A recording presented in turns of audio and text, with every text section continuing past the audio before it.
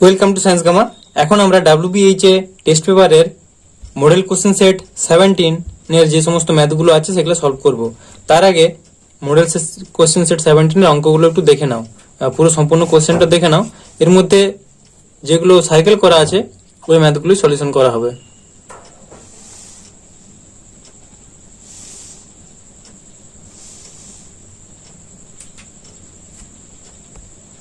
কারণ অনেকে WBH এ test paper কিনোনি, তাদের জন্যই আসলে কোশ্চেনগুলো দেখানো হচ্ছে।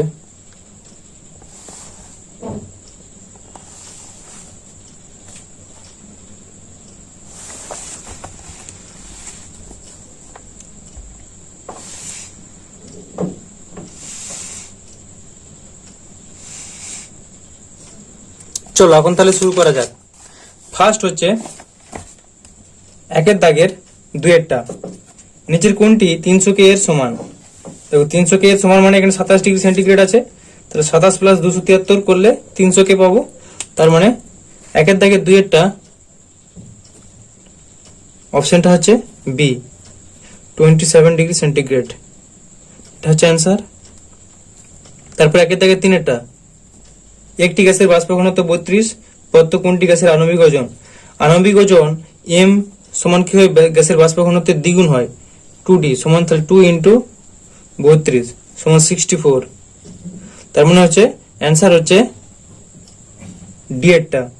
এরপর দুইয়ের দাগের তিনেরটা, 5 ডিগ্রি সেন্টিগ্রেড উষ্ণতার পরিবর্তন সমান কত কেলভিন উষ্ণতার পরিবর্তন।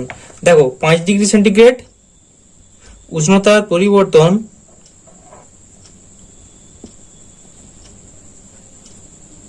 সমান 5 কেলভিন উষ্ণতার পরিবর্তন, এটাই হওয়া উচিত। কেন বলতো, উষ্ণতার পরিবর্তন মানে দুটো উষ্ণতার হচ্ছে বিয়োগফল। তো দুটো উষ্ণতার বিয়োগফল কি করে হবে, 5 ডিগ্রি সেন্টিগ্রেড মানে ধরো 0 ডিগ্রি সেন্টিগ্রেড থেকে পরিবর্তিত হয়ে 5 হয়েছে, তাহলে পরিবর্তন কত হলো, 5 মাইনাস 0 মানে 5 পাবো। তাহলে একই রকম ভাবে 273 কেলভিন থেকে পরিবর্তন হয়ে কত হচ্ছে না 278 কেলভিন হলো। কারণ পরিবর্তন কত পাচ্ছে, 278 মাইনাস 273 মানে 5 কেলভিন, অর্থাৎ পরিবর্তন বললে সমানই থাকবে। এরপর দুইয়ের দাগে সাতেরটা, একটি উত্তর লেন্সের ইউ সমান 2f অবস্থানে বস্তু রাখলে রৈখিক বিবর্ধন কত হবে। দেখো ইউ সমান 2f, অর্থাৎ দ্বিগুণ ফোকাস দূরত্বে বস্তুটাকে রাখা হয়েছে। দ্বিগুণ ফোকাস দূরত্বে বস্তুটাকে রাখলে প্রতিবিম্বের দূরত্বও কিন্তু 2f দূরত্বেই হবে, অর্থাৎ দ্বিগুণ ফোকাস দূরত্বেই প্রতিবিম্ব পাবো। তো সেই ক্ষেত্রে আমরা যে রৈখিক বিবর্ধন পাবো m সমান v বাই u সমান 2f বাই 2f করলে 1, রৈখিক বিবর্ধন পাবো 1। এরপর তিনের দাগের দুয়েরটা কি আছে না, কোনো উষ্ণতায় কোনো গ্যাসের চাপ ও আয়তন 0 ডিগ্রি সেন্টিগ্রেড উষ্ণতার চাপ ও আয়তনের দ্বিগুণ হবে। তাহলে কোন উষ্ণতায় কোনো গ্যাসের চাপ ও আয়তন 0 ডিগ্রি সেন্টিগ্রেড উষ্ণতায় চাপ ও আয়তনের দ্বিগুণ হবে। এই সেম কোশ্চেনটা জাস্ট একটু কোশ্চেনটা ঘুরিয়ে লেখা আছে, মানে অ্যান্সার একই হবে। এটা থেকে model question set 5, model question set 5 এর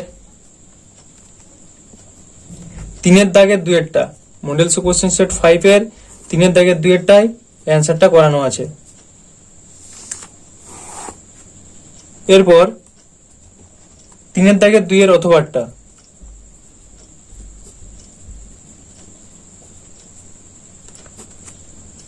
স্থির চাপে নির্দিষ্ট ভরে গ্যাসের উষ্ণতা 0 ডিগ্রি সেন্টিগ্রেড থেকে 35 ডিগ্রি সেন্টিগ্রেড হলে এর আয়তন 1:1.128 অনুপাতে বৃদ্ধি পায়, পরম শূন্যের মান নির্ণয় করো। তাহলে কি লিখবে না, ধরি পরম স্কেলে উষ্ণতার মান x কেলভিন, কি লিখবে তাহলে ধরি পরম স্কেলে উষ্ণতার মান x কেলভিন। তাহলে T1টা কত পাবো, অতএব T1 যে প্রাথমিক উষ্ণতাটা তার পাবো 0 থেকে 35 ডিগ্রি করেছি, তাহলে 0 প্লাস x কেলভিন। অন্তিম উষ্ণতাটা পাবো T2 সমান কত পাবো, 35 ডিগ্রি করেছি মানে 35 প্লাস x কেলভিন। V1 সমান কত আছে, V2 সমান 1.128 ভি, কারণ দুটো আয়তনের অনুপাত তো ছিল এটা 1:1.128, তাহলে এটা হচ্ছে 1 ভি, এটা 1.128 ভি, এটা আয়তন গেল। এবার এখান থেকে এবার আমরা কি লিখবো, যে আমরা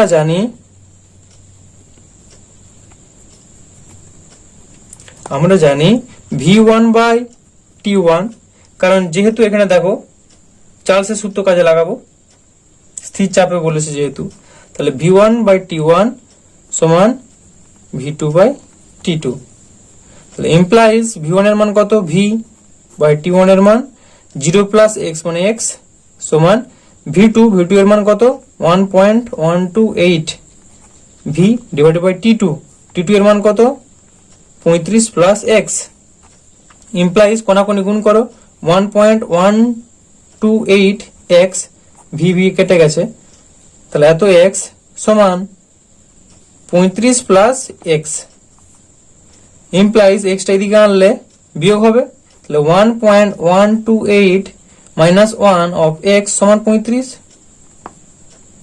ইমপ্লাইজ এটা বিয়োগ করলে কত পাবো 0.128x সমান 35, ইমপ্লাইজ x সমান 35 ডিভাইডেড বাই 0.128 সমান, এটা ভাগ করলে তোমরা পাবে 273.43, তাহলে এত কেলভিন পেলাম। এবার আমাদের অ্যান্সারটা চেয়েছে পরম শূন্যের মান, অর্থাৎ পরম শূন্য উষ্ণতার মান চেয়েছে, তাহলে পরম শূন্য উষ্ণতার মান কি করে পাবো, এটা যেহেতু কেলভিনে আছে, যে 0 থেকে ওটা বাদ দিলে আমরা ডিগ্রি সেন্টিগ্রেডে পেয়ে যাবো, আর পরম শূন্য উষ্ণতার মান আমরা জানি -273 ডিগ্রি সেন্টিগ্রেড, বিয়োগ করে দেখো কত পাই, তাহলে লিখো অতএব পরম শূন্য উষ্ণতার মান সমান 0 মাইনাস 273.43 কে সমান মাইনাস 273.43 ডিগ্রি সেন্টিগ্রেড, মানে কেলভিনে করতে গেলে 273 যোগ করি, তাহলে সেন্টিগ্রেডে করলে 273 বিয়োগ করবো। আর তুমি যদি অ্যান্সারটা পরম শূন্য উষ্ণতার মান কত কেলভিনে করতে চাও, তাহলে এর থেকে এটাই বিয়োগ করতে হবে কেলভিন, তাহলে কত পাবে 0 পাবে, কেলভিনে করলে 0 কে, এটা মানে তো 0 কে, আর ডিগ্রি সেন্টিগ্রেডও পারো, অ্যান্সারটা যাই খুশি রাখতে পারো। চলো এরপরে এটা তাহলে অ্যান্সার হলো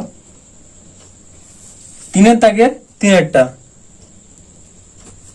কাচের পরম প্রতিসারাঙ্ক -1.5 হলে কাচ মাধ্যমে আলোর বেগ কত, দেখো পরম প্রতিসারাঙ্ক -1.5 এটা ভুল দেওয়া আছে, এটা 1.5 হবে, তাহলে মিউ সমান দেওয়া আছে 1.5, কাচ মাধ্যমে আলোর বেগ কত, এমনি বায়ু মাধ্যমে আলোর বেগ c সমান 3 × 10⁸ মিটার পার সেকেন্ড, কাচ মাধ্যমে চেয়েছে v সমান জিজ্ঞাসা চিহ্ন, তাহলে আমরা কি জানি, আমরা জানি মিউ সমান c/v, ইমপ্লাইজ v সমান c/mu সমান c এর মান 3 × 10⁸ ডিভাইডেড বাই 1.5 সমান 2 × 10⁸ মিটার পার সেকেন্ড, এটা অ্যান্সার।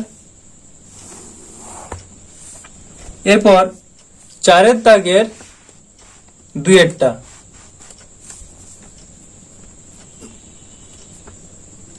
CaCO3 তে ক্যালসিয়ামের শতকরা পরিমাণ কত, তাহলে CaCO3 আণবিক ভর কত, CaCO3 এর আণবিক ভর সমান ক্যালসিয়ামের 40 প্লাস কার্বনের 12 প্লাস অক্সিজেনের 16 × 3 মানে 48 সমান, এটা যদি যোগ করো একবারে করো, তাহলে 40 প্লাস 12 প্লাস 48, তাহলে যোগ করলে কত পাচ্ছ 100। আবার ক্যালসিয়ামের আণবিক ভর কত, ক্যালসিয়ামের আণবিক ভর সমান 40, ক্যালসিয়াম আণবিক ভর 40, তার মানে 100 গ্রাম CaCO3 এর মধ্যে ক্যালসিয়াম আছে, অনলি ক্যালসিয়ামটা আছে 40 গ্রাম 100 গ্রামের মধ্যে, তাহলে পার্সেন্টেজ চেয়েছে, তাহলে অতএব CaCO3 তে C এর পরিমাণ 40%, অতএব CaCO3 তে Ca এর পরিমাণ 40%, এটা অ্যান্সার। এরপর 4 দাগের 2 এর অথবাটা,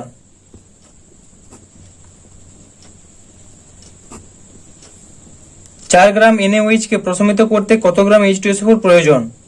তাহলে আগে লিখো যে বিক্রিয়া সমীকরণটি হলো, তারপর বিক্রিয়াটা লিখো 2NaOH প্লাস H2SO4, এখান থেকে কি পাবো আমরা?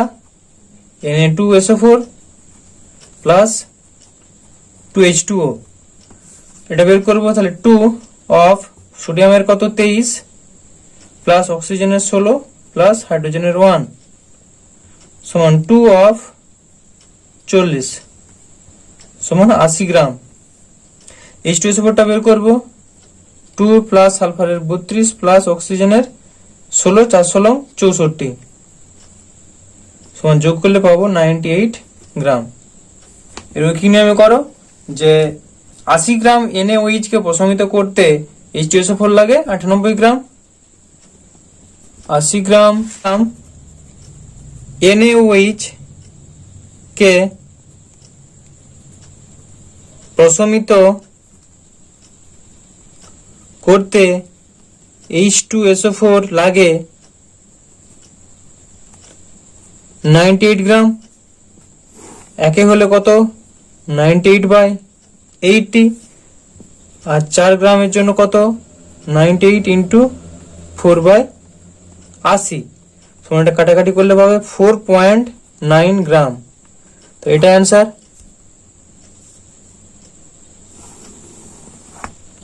এরপর 4 দাগের 5 এর অথবা, দেখো কি আছে, কাচের পরম প্রতিসরাঙ্ক 1.5 হলে কাচ মাধ্যমে আলোর বেগ কত? আচ্ছা, এই কোশ্চেনটা এই সলভ করানো হলো তোমাদের 3 দাগের 3-এরটাই, সেম কোশ্চেন আবার দিয়ে দিয়েছে আরেকবার। কোন বর্ণের আলোক রশ্মির তরঙ্গ দৈর্ঘ্য সর্বাধিক? লাল রঙের। তারপর 4 দাগের 7-এরটা, একটি বাতির গায়ে লেখা 220 ভোল্ট 100 ওয়াট, এর অর্থ কি? তাহলে কি বলছে দেখো 4 দাগের 7, তাহলে 220 ভোল্ট বিভব পার্থক্য যুক্ত, 220 ভোল্ট লেখা থাকে কারণ না 220 ভোল্ট বিভব পার্থক্য যুক্ত সরবরাহ লাইনে বাতিটিকে সংযুক্ত করলে সেটি সর্বোচ্চ উজ্জ্বলভাবে জ্বলবে, ওই জন্য 220 ভোল্ট লেখা থাকে। মানে ম্যাক্সিমাম 220 ভোল্ট হলে সে সর্বোচ্চ উজ্জ্বলভাবে বাতিটা আলো দেবে। আর 100 ওয়াট মানে কি? না, প্রতি সেকেন্ডে 100 জুল তড়িৎ শক্তি ব্যয় হবে, বাতিটা থেকে প্রতি সেকেন্ডে 100 জুল তড়িৎ শক্তি ব্যয় হবে, এটারই মানে হলো 220 ভোল্ট 100 ওয়াট। এরপর ওর সঙ্গে দেওয়া আছে, দেখো বাতিটির রোধ ও প্রবাহমাত্রা কত?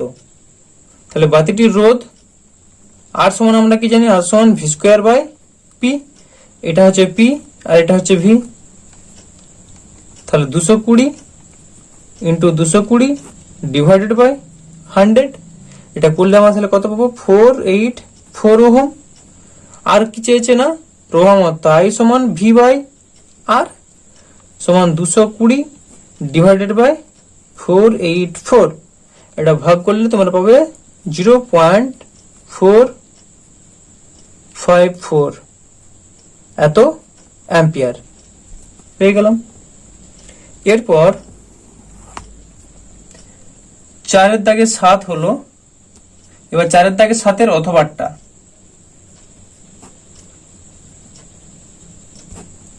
4 দাগের 7-এর অথবাটা কি আছে দেখো,